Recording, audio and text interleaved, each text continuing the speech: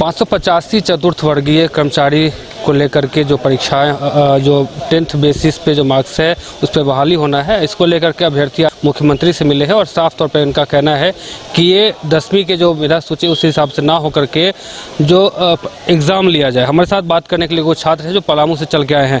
आप लोग यहाँ आए हैं, मुख्यमंत्री से मुलाकात किए हैं, क्या कुछ वार्ता हुई और क्या कुछ आप लोगों की जो मांग है वो है? सर, हम लोग के मुख्यमंत्री जी से मांग एक ही था कि सर इसमें एग्ज़ाम कंडक्ट कराइए और एग्ज़ाम कंडक्ट कराने के बाद स्थानीयता को तो प्राथमिकता दीजिए, क्योंकि ये 2010 का वैकेंसी है। जो सुप्रीम कोर्ट में एक लड़का चैलेंज किया, उस समय असंवैधानिक वैकेंसी को रद्द इसी आधार पर सुप्रीम कोर्ट किया कि उसमें विज्ञापन जब निकला था तो उसमें पदों की संख्या का ब्यौरा नहीं था, आरक्षण रोस्टर नियमावली का पालन नहीं किया गया था, जिसके कारण सुप्रीम कोर्ट असंवैधानिक करार दे दिया गया। तब इसके बाद सुप्रीम कोर्ट ने कहा कि 6 महीने के अंदर इस प्रक्रिया को विज्ञापन निकाल कर दोबारा तरीके फ्रेश एकदम बहाली को प्रक्रिया पूरा किया जाए। तो अभी सीटों की संख्या है 585 सर पलामू में। तो वहाँ बताया गया कि और नियुक्ति प्रक्रिया यहाँ पर मापदंड को बदल दिया गया था। उस समय था कि एग्जाम लिया गया था 2010 में, जो कि 8वें बेसिस के पर एग्जाम लिया गया था। अब हर बार क्वालिफिकेशन 10th कर दिया गया। जब 10th कर दिया गया तो सर जब हर मैंने जो बच्चे लोग अपने मैंने स्कूल में एडमिशन कराने जाते हैं पेरेंट्स लोग, तो वहाँ पर जब एग्जाम आयोजित किया जाता है सर, तो हम लोग का सीएम सर से एक ही रिक्वेस्ट था सर, जब 10वीं तो क्वालिफिकेशन कर दिए तो एग्जाम कंडक्ट कराइए, क्योंकि एग्जाम कंडक्ट कराइएगा तो जो 55% लाया हो उसको भी मौका मिलेगा सर, और जो 95% लाया हो उसको भी मौका मिलेगा। अन्यथा हम लोग ऐसे युवा लोग जो वंचित हो जाएंगे, क्योंकि हमारे बेसिस पर क्राइटेरिया पर उठा लीजिएगा तो आर्टिकल 14 और 60 का वायलेशन करता है, समानता का अधिकार का उल्लंघन करता है। हम लोग सीएम सर के समक्ष यही 2 मांग प्रस्तुत करें कि पहले एग्जाम लिया जाए और दूसरा स्थानीयता को प्राथमिकता दिया जाए। सीएम ने क्या बोला? सीएम से आपकी बात हुई क्या?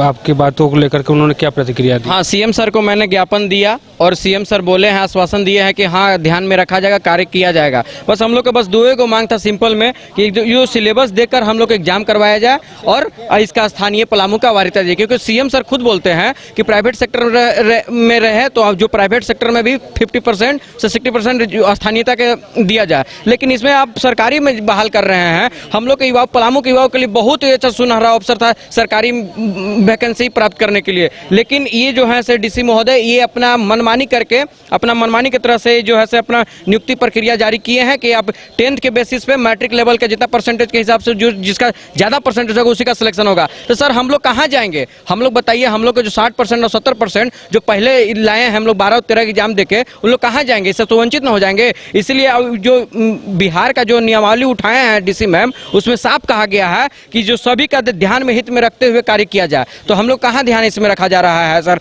इसलिए हम लोग इसी को लेकर आज हम मुख्यमंत्री के पास ज्ञापन सौंपने आए थे। डीसी महोदय हम लोग का नहीं सुन रहे थे सर। इनसे थोड़ा सा क्या लगा कि सीएम से आपकी बातें हुई, आपने अपना ज्ञापन रखा, क्या कुछ उन्होंने आश्वासन दिया है, क्या कुछ वार्ता हुई? आप बोले हैं कैबिनेट में बात तो रखा गया है, उस पर हम विचार करेंगे सर। वही 2010 के में एग्जाम हुआ था 4th ग्रेड का, उसमें एग्जाम भी हम दिए थे, लेकिन किसी कारण बस नहीं हो पाया था। मगर जिसका भी हुआ था वो संतुष्टि थे, लेकिन एग्जाम हुआ था। लेकिन बताइए, हम 15 साल पहले मैट्रिक का एग्जाम दिए हैं, मेरा मार्क्स अब कुछ और है। अभी 2021-25 में जो लड़कन अभी सीबीएसई बोर्ड जैक बोर्ड से जो एग्जाम दे रहे हैं उसमें 95, 94, 99 तक नंबर चल रहा है। आज 15 साल पहले हम दिए हैं 60 नंबर आया है %, तो उसमें हम लोग कहाँ से आ पाएंगे? हम लोग कह रहे हैं कि हम मेहनत करेंगे, आप एग्जाम ले लीजिए, अगर उसको भी मौका मिलेगा 99% वाला को भी मिलेगा, हमको भी मौका मिलेगा। इसमें एग्जाम लेना चाहिए।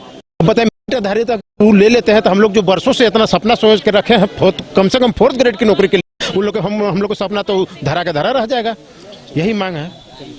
क्या लग रहा है कि वार्ता हुई है, आश्वासन मिला है, उम्मीद है कि आप लोग की जो मांग है वो पूरी हो जाएगी? हाँ, हेमंत सोरेन से उम्मीद है कि मांग को पूरी कर दें, क्योंकि एक बार और हम लोग चौकीदार के मैटर लेके आए थे तो हेमंत सोरेन से बोलने के बाद सोल्व हो गया था। उम्मीद है कि सोल्व हो जाएगा जल्द से जल्द।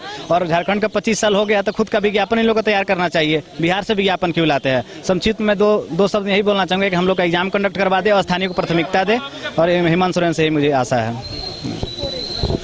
तो तमाम अभ्यर्थी जो हैं पहुंचे हैं पलामू से और इनका साफ तौर पे कहना है कि जो चतुर्थ वर्गीय कर्मचारियों की बहाली होनी है वो मेधा सूची जो 10वीं के जो मार्क्स है उसके बेस पे ना हो करके उसके लिए परीक्षा लेनी चाहिए। साथ ही इनका ये भी कहना है कि जिस वक्त हम लोगों ने एग्ज़ाम दिया था, यानी कि आज से 15 साल 20 साल पहले हम लोगों ने 10th का एग्ज़ाम दिया था, उस वक्त जो है मार्क्स जो है उतना ये नहीं आ पा रहा था, लेकिन अब जो है CBSE से लोग आते हैं, अच्छे खासे परसेंटेज उठाते हैं। ऐसे में हम लोग जो इतना मेहनत कर रहे हैं उस पर कुछ नहीं हो पाएगा। इन्होंने आज CM से मुलाकात की है, अपनी जो मांग है वो रखी है और इनका कहना है कि जो स्थानीय है, जो पलामू के निवासी हैं, उनको ही इस परीक्षा में यानी कि इस जो बहाली है, ये बहाली जो है उसमें मौका मिलना चाहिए। अब देखना होगा कि इनकी जो मांग है वो क्या पूरी हो पाती है या नहीं। अपने सहयोगी उत्तम के साथ अमित झा, न्यूज़ 22 को कराची।